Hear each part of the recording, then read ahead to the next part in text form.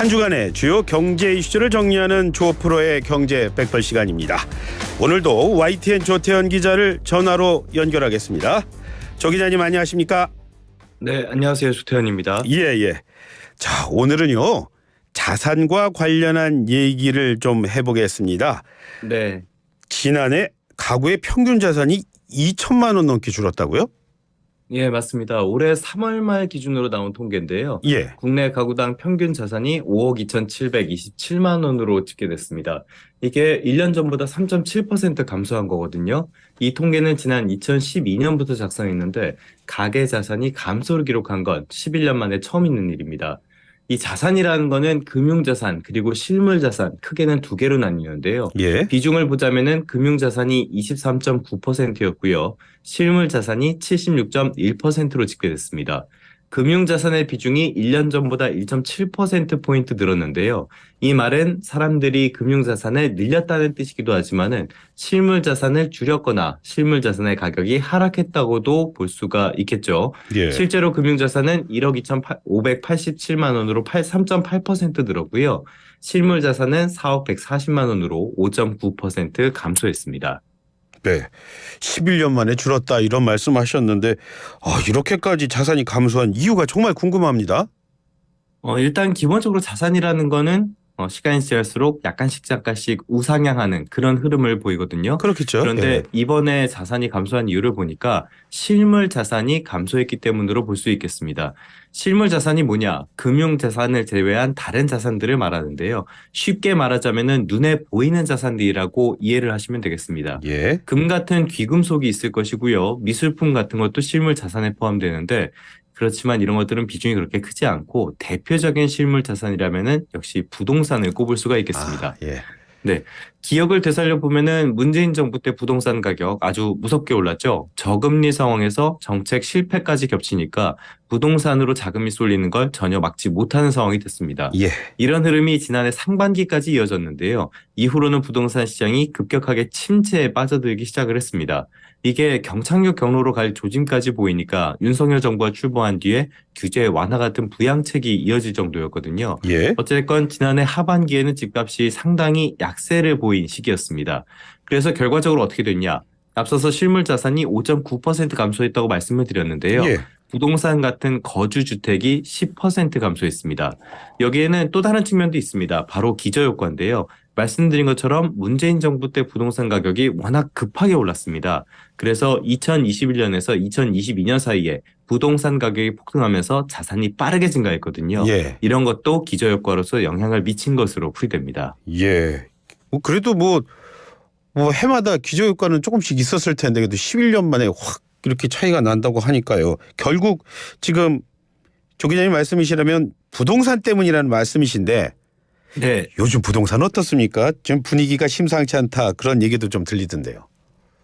여러 가지 보도가 나오고 있죠. 최근에 부동산 시장과 관련해서는 많이 꺾였다, 예. 안 좋다 이런 기사들이 훨씬 더 많아 보입니다. 이거를 보려면은 한국 부동산원 자료를 보는 게 일단은 제일 편한 것 같은데요. 예. 매주 아파트 가격 동향을 발표하기 때문입니다.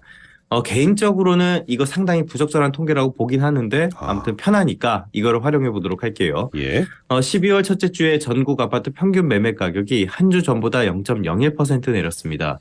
한 주 전에 이 지표가 5개월 만에 하락세로 전환을 했거든요. 이후로는 두 주 연속 하향 곡선을 계속 그리고 있습니다.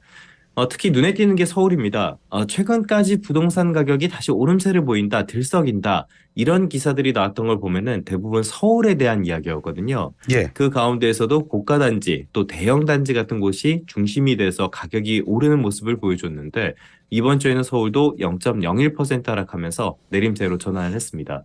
서울 부동산 그러니까 서울 아파트 값이 하락한 건 지난 5월 이후에 29주 만에 있는 일입니다. 경기도 역시 26주 만에 하락세를 기록을 했고요. 그러다 보니까 수도권 전체로도 0.01% 마이너스를 기록했습니다. 예. 부동산원의 자료에 설명도 나와 있었는데요. 보니까 시장에 나와 있는 매물 가격이 낮춰지는 사례가 있다고 하네요. 이렇게 가격을 낮춘 단지 위주로 간간히 거래가 이루어지는 상황이라고 합니다. 그러니까 거래가 그렇게 활성화되어 있는 상황은 아니고요. 예. 그렇기 때문에 연내 반등을 기대하기는 어렵다는 설명입니다. 부동산 가격이 이렇게 하락할 조짐을 보이니까 어떻게 되겠어요? 매매를 하려고 대기했던 수요가 전세로 다시 유입되는 분위기입니다. 예, 예. 그래서 전국 아파트의 전세 가격은 20주째 오름세를 보였습니다. 예. 지금 말씀 들어보면 부동산원이 그렇게 설명까지도 뭐 착실하게 해주는데 조 기자님은 한국 부동산원의 통계를 좀 한다는 그런 말씀하셨는데 혹시 왜 그런지 좀 물어봐도 될까요? 불신도 있고요. 예. 주간 통계라는 게 과연 의미가 있는 통계일까라는 의구심도 있습니다. 예. 첫 번째 의심은요. 지금도 조금 문제가 되고 있는 부분인데 문재인 정부 때 통계 조작 문제가 있습니다. 이런 것들은 사실 모수나 이런 것들을 건드렸을 때 쉽게 할 수 있는 부분이거든요. 예. 실제로 그리고 한국부동산원이 통계 모수를 늘렸을 때 부동산 가격이 갑자기 급등하는 그런 흐름을 보여줬습니다. 그러니까 통계가 상당히 왜곡될 수 있다는 점에 문제가 있고요.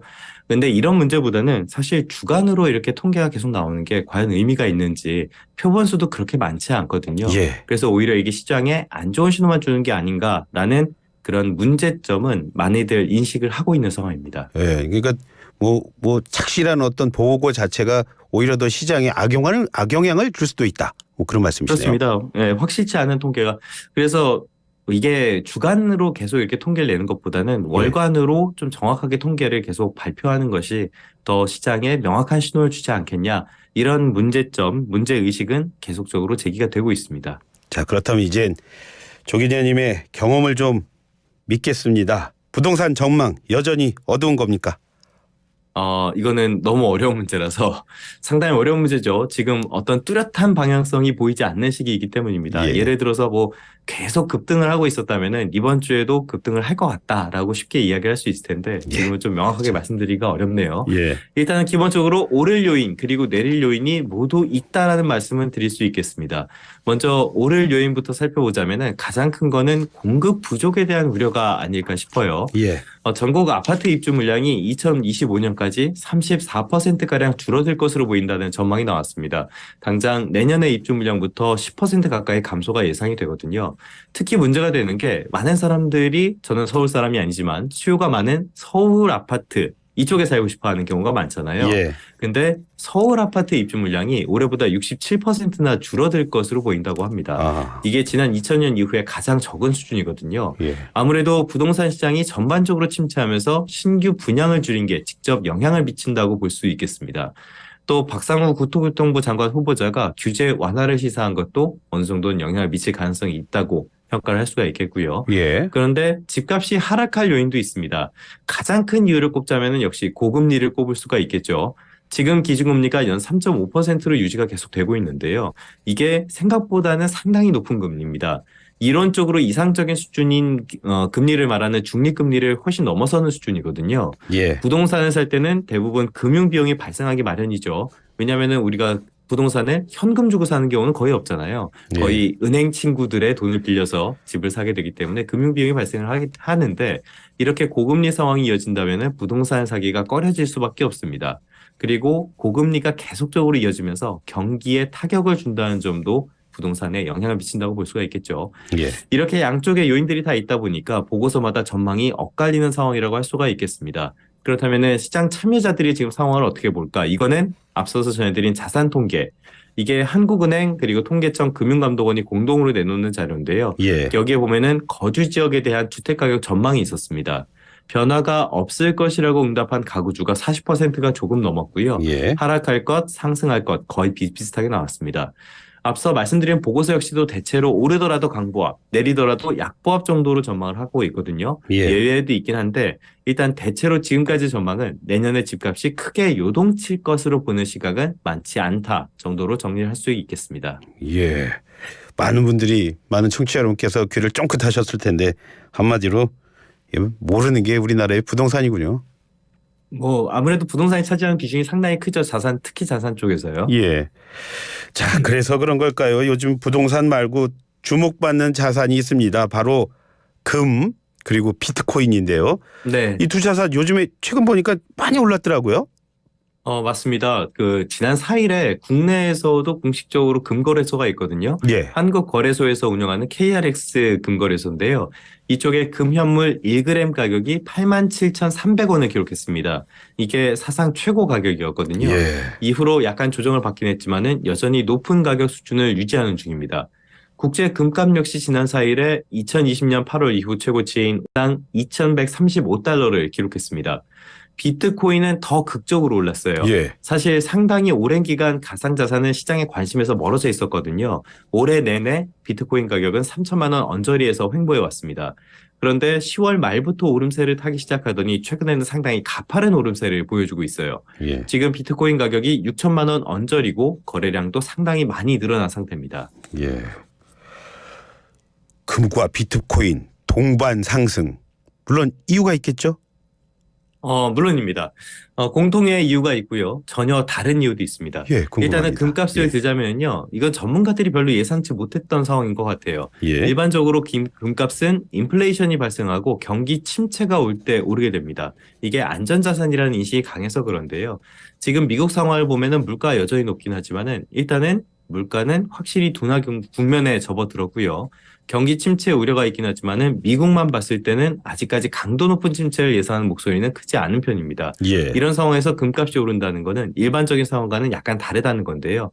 일단 가장 큰 이유를 꼽자면은 미국 연방준비제도를 꼽을 수가 있겠습니다. 지금까지 아주 강한 긴축을 계속적으로 진행을 해왔는데 이 금리 인상 기조가 마무리됐고요. 조만간 기준금리를 인하하지 않겠냐 이런 기대감이 커지고 있기 때문인데요. 예. 이게 미국 증시가 지난달에 강세를 보였던 배경 가운데 하나로도 꼽힙니다. 금리 인하 기대감이 커지면서 국채 수익률이 하락하니까요. 채권 대신에 이자가 없는 금에 대한 선호도가 올랐다고 볼 수 있겠습니다. 예. 여기에 이스라엘 하마스 전쟁 같은 국제 정세 불안이 이어진 것도 영향이 있었을 거고요. 중앙은행들이 금 매수에 나선 것도 영향을 미친 것 같습니다. 그러면은 비트코인은 왜 올랐냐? 사실 개인적으로 비트코인을 다루는 거는 꺼림칙할 때가 많은데요. 예. 말을 시작했는데 상황이 급변하는 경우도 있고 일반적인 경우에는 가격 변동의 이유를 수급에 찾기 어려운 경우가 많거든요. 예. 실체가 없으니까요. 그런데 이번에는 그나마 명확한 이유가 두 가지가 있습니다. 예. 일단 첫 번째는 또 연준이 나오는데 기준금리 인하 기대감입니다. 기준금리를 높인다는 것은 시중의 자금이 줄어든다는 뜻이죠. 반대로 기준금리를 낮춘다는 것은 시중의 자금이 늘어난다는 뜻입니다. 예. 자금이 늘어나면 자산 가격은 전반적으로 상승하게 되는데요. 실제로 가상자산의 가격들은 연준의 금리 조정에 상당히 민감하게 반응을 해왔습니다. 예. 또 하나의 배경은 바로 ETF입니다. 상장 지수 펀드를 말하는데요. 예. 특정 지수를 추종하는 펀드 정도로 이해를 하시면 되겠는데 이 조만간 비트코인 현물 ETF가 미국 증권거래위원회의 승인을 받을 것이라는 전망이 나오고 있습니다. 사실 상당히 유력한 상황인데요. 이게 정말로 승인이 된다면은 비트코인이 정말 자산 가운데 하나로 인정을 받았다 이런 뜻이 되기도 하고요. 예. 자금 유입이 기대되는 부분이기도 하니까 가격이 오르고 있다라고 분석을 해볼 수가 있겠습니다. 예. 금리 인하에 대해서는 공통점이 있었고 또 그 비트코인은 뭐 상장지수 펀드 여기에 대한 기대감 네. 때문이라는 말씀이신데 자 그렇다면 금과 비트코인 앞으로도 계속 고공행진 이어갈까요? 사실 제가 제일 그걸 알고 싶긴 한데요. 명확하게 말씀을 못 드리겠는데 지금 방금 앵커님이 정리해 주신 것처럼 예. 두 가지 자산의 흐름의 공통점을 꼽자면은 역시 미국 연방준비제도를 꼽을 수가 있겠습니다. 예. 연준이 지금 키를 쥐고 있는 셈이거든요. 슬슬 물가가 잡혀가니까 금리 인하가 다가왔다는 기대감이 상당히 커졌다라고 볼 수가 있겠습니다. 실제로 과거의 연준을 보면요. 금리를 올릴 때는 천천히 올렸다가 낮출 때는 아주 빠르게 낮추는 그런 모습들을 반복해서 보여줬거든요. 예. 당장 이번 달에 연방공개시장위원회 FOMC 이 회의가 열립니다. 올해 마지막 회의인데요. 여기에서는 기준금리를 동결할 것이라는 전망이 절대 다수로 나오고 있습니다. 그러니까 시장 참여자 가운데 누구도 추가 인상을 점치지는 않는 상황이에요. 이러면서 내년에 기준금리를 빠르게 낮추지 않을까라는 기대감이 커지고 있는데요. 그러면서 자산시장이 반응을 하고 있는 측면도 분명히 있습니다. 하지만 다소 기대감이 과장된 측면도 있는 것은 사실로 보입니다.